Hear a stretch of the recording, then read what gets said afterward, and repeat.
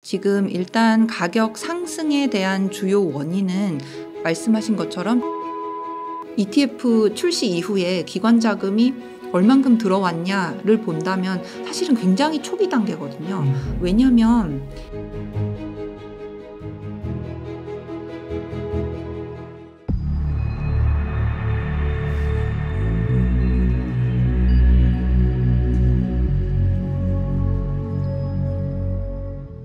네, 안녕하세요. 코빗의 최윤영입니다. 네, 그러면은 바로 질문을 좀 드려보도록 하겠습니다.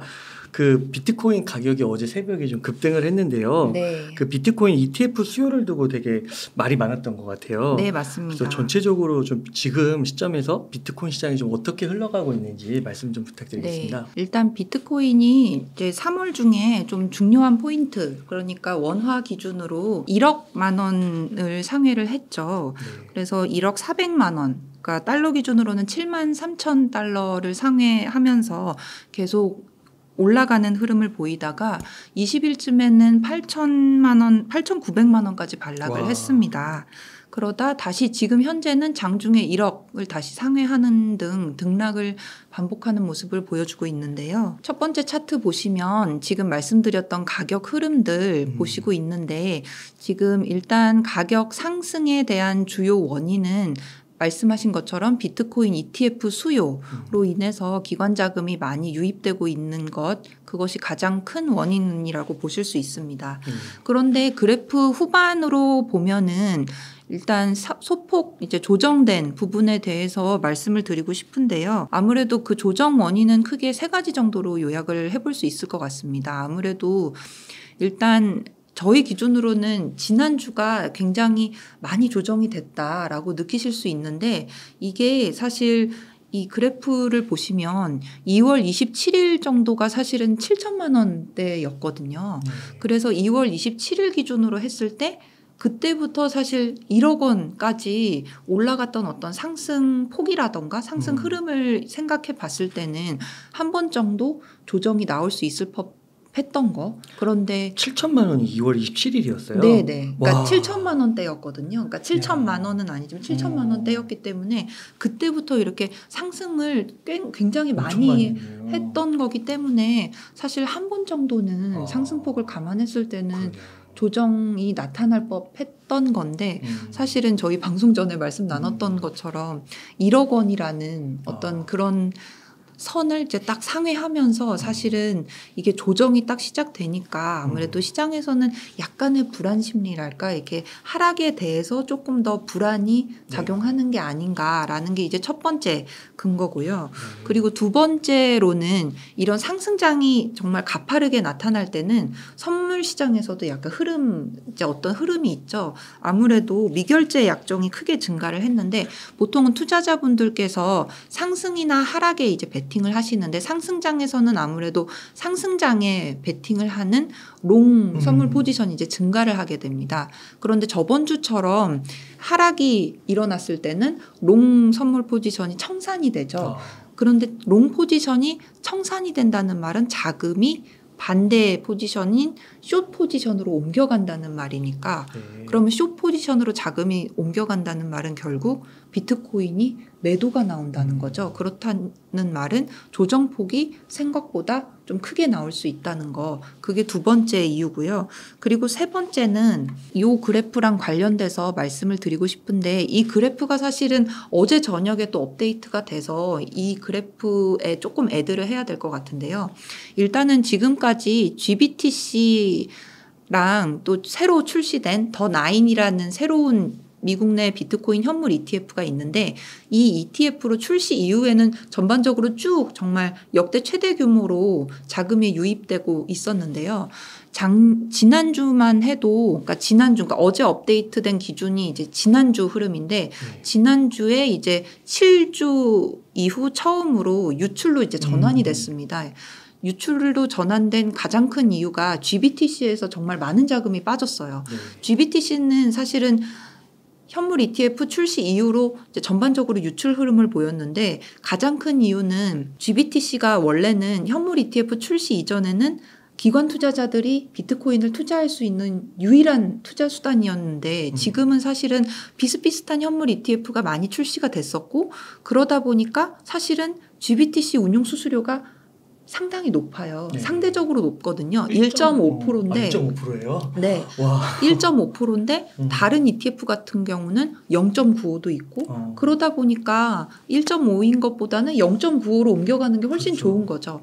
그러다 보니까 GBTC에서 전반적으로 이제 자금 유출이 일어났는데 그럼 저번 주는 도대체 왜 이렇게 많이 일어났느냐를 보면 이제 제네시스라는 가상자산 업계에서 이제 랜딩 업체가 있습니다. 랜딩 기업인데 이 기업이 작년 1월인가에 파산을 냈어요.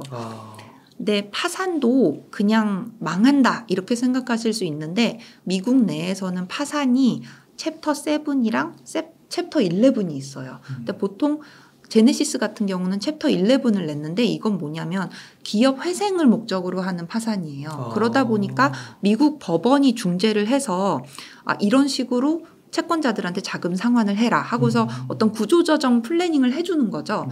그랬는데 지난주 같은 경우는 법원 중재 하에 이제 제네시스 기업라는 기업이 자기네가 들고 있던 GBTC 지분을 매도를 해서 그 자금으로 채권자들한테 상환을 하겠다는 어떤 계획이 이루어진 거죠. 그러다 보니까 GBTC가 상대적으로 이전보다 많은 판 거죠. 네네 자금 유출이 일어나다 보니 총 합이 지금 그래프에는 반영이 안 됐지만 유출로 돌아섰다는 거. 그게 이제 세 번째 조정 이유라고 볼 수 있습니다. 그런데 이제 그게 조금 이제 정리가 됐고 오늘 같은 경우는 또 이따 말씀드리겠지만 금리 인하에 대한 기대 그리고 이런 이슈들이 정리되면서 앞으로 계속 ETF에 자금이 이제 계속 유입될 거라는 기대 이런 게 종합적으로 작용을 하면서 비트코인 주도로 가상자산 시장이 오늘 같은 경우는 상승장이 계속 움직임적으로는 좀 나타났던 것 같습니다.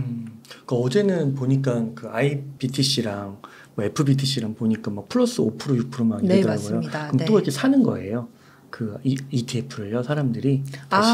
그 ETF가 아까 더 나인이라고 그랬는데 GBTC 같은 경우는 다른 ETF로 이제 옮겨가니까 조금 유출세를 보였지만 지금 그래프에서 보시는 것처럼 굉장히 많이 올라간다는 건 미국 내 정말 저희가 뜯어보면 저희가 지난주인가 3월 초에 나온 기관자금 보고서에는 아예 미국 내 ETF의 어떤 자금 흐름을 아예 더해서 보여드리고 있는데 미국 내에 있는 새로 신규로 출시된 현물 ETF로 자금이 엄청 많이 들어왔거든요. 지금도 보시는 것처럼 들어오고 있고 테이블적으로도 들어오고 있기 때문에 그거는 이제 산다기보다는 GBTC만 빠졌지만 다른 미국 내 현물 ETF로는 자금이 계속 들어오고 있다로 말씀드릴 수 있을 것 같습니다.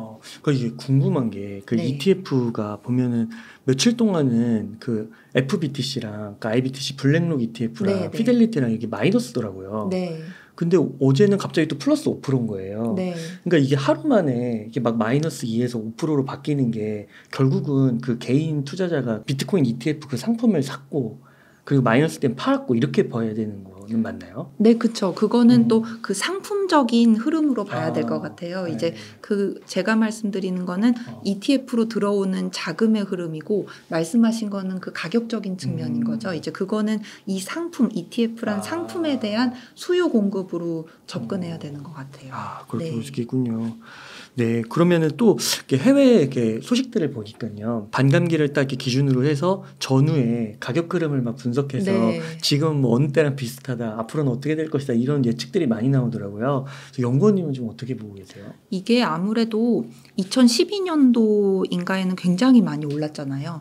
그런데 이게 반감기가 올해 같은 경우는 이전만큼 과거만큼 가격 상승에 주는 영향은 좀 적을 거라고 생각을 해요. 이런 분석은 저희가 번역해서 내놓은 메사리에서도 동일한 의견을 내놓고 있고요. 하지만 그거에 대해서 말씀을 드리면 반감기는 점진적인 상승 요소가 맞다라고 말씀을 드리고 싶고 다만 지난번에도 제가 살짝 말씀을 드렸던 것 같은데 여기 이따가 질문에도 나왔는데 채굴 업체들이 지금 현재 굉장히 수익이 좋다 보니 네. 지금 비트코인도 오르고 있고 이러니까 채굴 업체들이 단기적으로 만약에 매도를 한다. 비트코인을 매도해서 뭔가 수익을 실현을 한다면은 이거는 굉장히 많은 물량이 매도로 나오니까 단기적으로 하락 압력으로 작용은 할 수 있을 것 같아요. 그런데 네. 그거 빼고는 점진적으로 상승 요인이라고 볼 수 있는 게 아까 방송 전에 저희 말씀 나눴던 것처럼 이거는 반감기랑은 살짝 상관이 없을 거는 같지만 아까 ETF 얘기를 살짝 애드해서 말씀을 드리자면 상승 요인에 대한 원인인 것 같아요. 왜냐하면 이게 지금 이 그래프에서 보시는 것처럼 자금이 실제로 많이 들어왔지만 과연 비트코인의 ETF 출시 이후에 기관 자금이 얼만큼 들어왔냐를 본다면 사실은 굉장히 초기 단계거든요.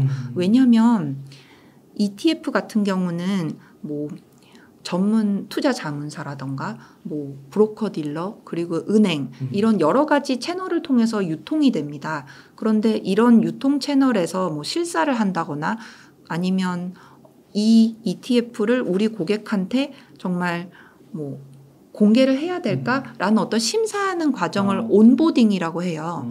그런데 이 기관의 온보딩하는 과정이 말씀드렸던 은행, 브로커 딜러 그리고 RIA라고 하는 독립투자자문사 이런 각 세그먼트마다 이런 심사하는 과정이 기간이 다 달라요. 예컨대 말씀드렸던 독립투자자문사 같은 경우는 미국의 경우는 금방 온보딩이 되는데 그런데 은행이나 브로커딜러 같은 경우는 뭔가 심사 기한이나 자격이라던가 이런 규정이 너무 복잡하다 보니까 진짜 저희 보고서에서는 갤럭시 디지털의 분석을 인용을 했는데 그런 기간이 뭐 정말 1년 넘게도 걸린다고 얘기를 하고 있더라고요. 근데 결국에는 그런 게 지금 말씀드리고 있는 토픽인 비트코인 현물 ETF가 정말 이런 기관의 여러 유통 채널에 온보딩이 된다. 그럼 무슨 일이 생길까요? 모르겠죠.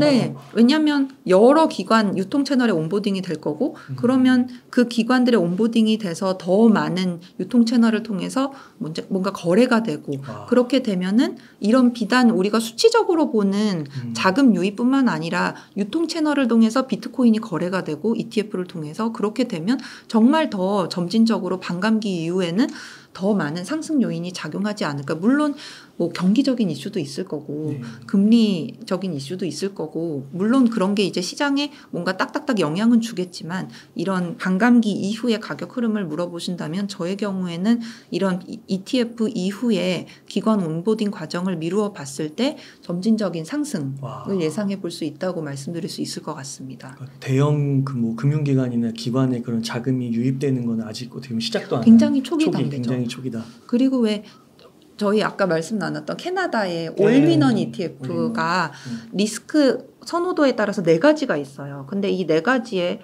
1%에서 1%에서 3% 정도를 비트코인을 할당을 했거든요. 근데 이 비트코인을 할당하는 방법은 뭘까요? 결국에 캐나다 증시에 상장된 캐나다 현물 비트코인 ETF를 통해서 1에서 3%를 온보딩한다는 거니까 이거는 결국에 미국 증시에서도 일어날 수 있는 일이거든요. 그러니까 이러한 과정들을 예상해 볼 수 있는 거고 앞으로의 이런 시나리오를 생각해 봤을 때는 비트코인의 가격 상승 요인이 굉장히 많다라는 거를 저희가 예상해 볼 수 있을 것 같습니다. 그 캐나다가 그 현물 ETF도 미국보다 훨씬 전에 나오잖아요. 예, 맞습니다. 아, 그렇게 항상 조금 어떻게 보면 규모가 작아서 그런 건가? 아무튼 그렇게 되는 거군요. 약간 네, 테스트베드 느낌으로. 네.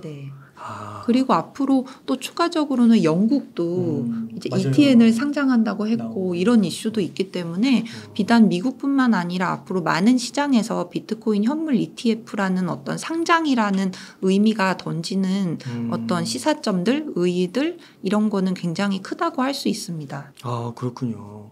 그 또 한 가지가 최근에 그 FOMC 때 그 파월이 그 FOMC 회의에서 금리 인하가 3번에서 뭐 2번으로 줄어든다. 네.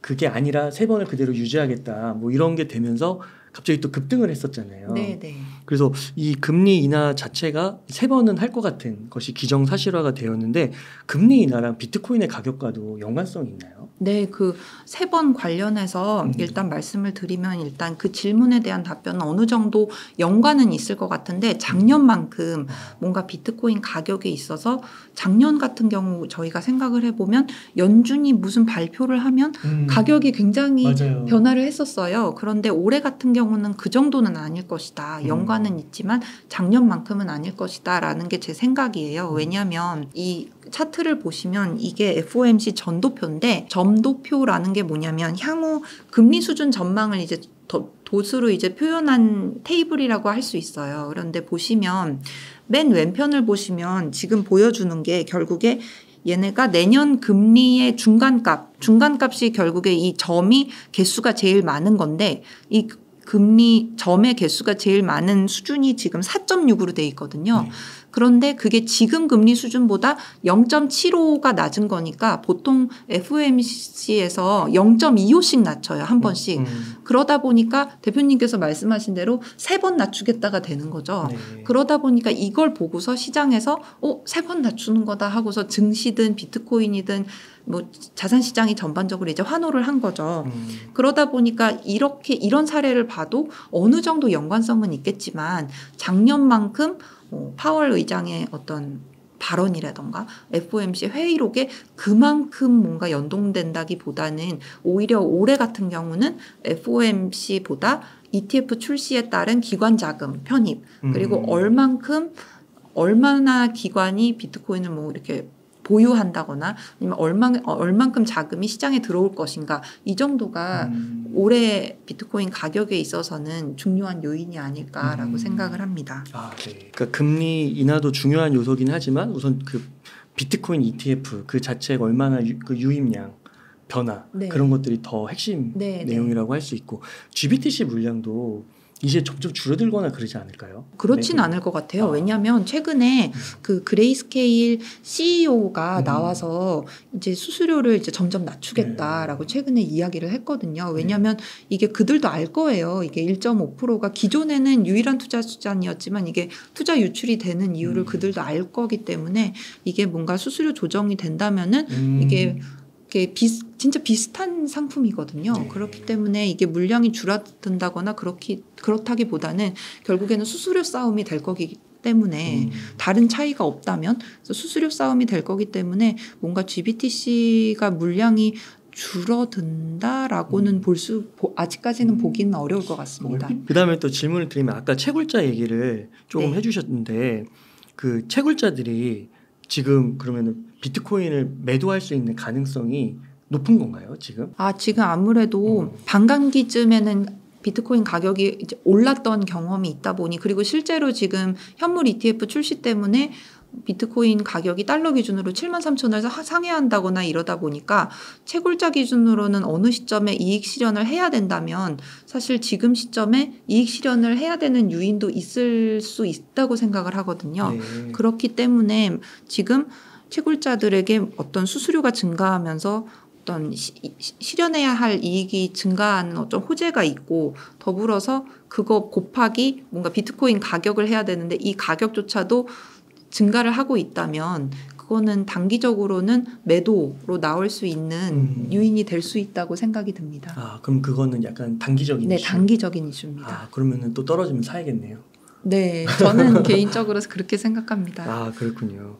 또 그 온체인 데이터 분석에 탁월하신데 지금 시점에서 좀 저희가 좀 주목해 봤으면 좋을 그런 온체인 데이터 분석 자료가 있을까요? 많이 언급되는 게 MBRB 같아요. 네. MBRB는 지난번에 이게 매사리 보고서 요약 드리면서 살짝 말씀드렸던 것 같은데 결국에 시총에다가 실현 가치를 나눠서 실현 가치를 만약에 리얼 밸류라고 한다면 이제 진정한 가치 대비 지금 현재 가치가 얼마나 고평가됐냐 저평가됐냐 이걸 보는 거고 MBRB가 1 이하면 저평가 3 이상이면 고평가인데 지금 제가 알기로는 이게 2점 몇일 거예요. 지금 현재 비트코인 가격이. 그렇다고 해서 과연 우리가 이런 자금 흐름이 뭐 앞으로 정말 더 들어올 거고 기관 자금이 그런 사실을 안다는 가정하에 그러면 3에 가까워졌는데 팔아야 되느냐 그건 또 아니라고 보거든요. 이런 게 이 한 지표만을 보고 진입 시점을